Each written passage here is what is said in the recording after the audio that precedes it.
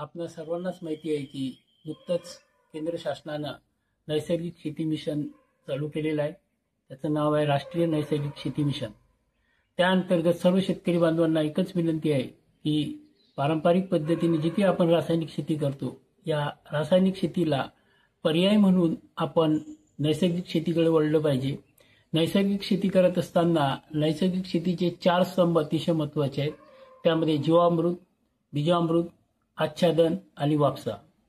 यामध्ये बीजामृत हे जे आहे हे आपण बीज प्रक्रियेसाठी वापरतो। म्हणजे थोडक्यात ज्यावेळेस आपण बियाणं जमिनीच्या आतमध्ये टाकतो, त्या बियाण्यापासून होणारे आजार, हवेपासून होणारे आजार आणि जमिनीपासून होणाऱ्या आजारापासून जर आपल्याला नैसर्गिकरित्या त्या बियाण्याचं संरक्षण जर करायचं असेल तर बीजामृत वापरणं हे अतिशय गरजेचं आहे। त्यानंतर कोणत्याही पिकाच्या अन्नद्रव्याच्या पोषणासाठी जे नैसर्गिक स्रोत आपल्याला वापरायचा आहे ते म्हणजे जीवामृत। जीवामृत हे गाईचं शेण, गोमूत्र, गूळ, माती आणि बेसन या सहजरित्या प्राप्त होणाऱ्या साधनांपासून आपण चांगल्या रीतीनं जीवामृत हे बनवू शकतो। जीवामृताचा वापर करत असताना जीवामृत तयार केल्याच्या नंतर 7 ते 14 दिवसाच्या आत आपल्याला जीवामृताचा वापर करायचा आहे। जीवामृताचा वापर आपण 2 प्रकारे करू शकतो।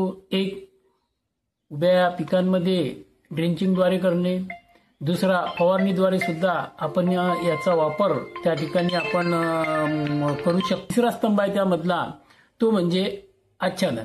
आता नेमकं आच्छादन म्हणजे काय, तर भूमीच्या पृष्ठभागाला झाकणे म्हणजे आच्छादन होय।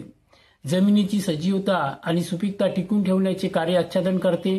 गवताचे आच्छादन वातावरणातील पाण्याचा अंश खेचून घेऊन तो ओलावा टिकून ठेवते। 50% पाण्यामध्ये बचत त्यामुळे होते। सेंद्रिय कर्बाचे संरक्षण होऊन त्यामध्ये वाढ होते, त्यामुळे जमिनीची सुपीकता वाढते। गवताने जमीन आच्छादित केल्यामुळे गांडुळांना अंधार मिळतो आणि पक्ष्यांनाही ते दिसू शकत नाही। त्यामुळे गांडुळाची रात्रंदिवस काम करतात आणि त्यांची संख्या सुद्धा खूप मोठ्या प्रमाणामध्ये वाढते। शेतात जे काही सूक्ष्म जीवाणू असतात त्यांचे आच्छादन हे एक अन्न आहे, म्हणजे जीवाणू ते खाऊन त्याचे खतात रूपांतर करतात आणि जमीन सुपीक बनवतात। कचऱ्याचं आच्छादन आपण शेतामध्ये करू शकतो, तणांचं आच्छादन आपण शेतामध्ये करू शकतो। तर चौथा स्तंभ त्याच्यामधला आहे तो आहे वापसा। वापसा ही शेतामधली अत्यंत महत्त्वाचा घटक आहे। जमिनीच्या पृष्ठभागाखालील मुळांच्या परिसरात 2 मातीच्या कणाच्या मध्ये ज्या पोकळ्या असतात त्या पोकळ्यांमध्ये पाण्याचे अस्तित्व आपल्याला नको आहे, तर त्या पोकळ्यांमध्ये 50% पाण्याची वाफ व 50% हवा याचे मिश्रण होय, म्हणजेच त्याला आपण वापसा म्हणतो। आता वापसाचे थोडक्यात फायदे जर आपण जाणून घ्यायचं म्हटलं तर पिकांची वाढ जोमदार होते, जमिनीत सूक्ष्मजीवांची संख्येमध्ये वाढ होते, पिकांच्या कार्यक्षम मुळांची खोली व लांबी वाढते। या पद्धतीने जमिनीचा पोत सुधारून पाणी मुरण्याच्या प्रक्रियेमध्ये वाढ होते। प्रमाणशीर मशागत आपल्याला त्या ठिकाणी करता येते। जमिनीचे तापमान पिकास योग्य असे आपल्याला राखता येते।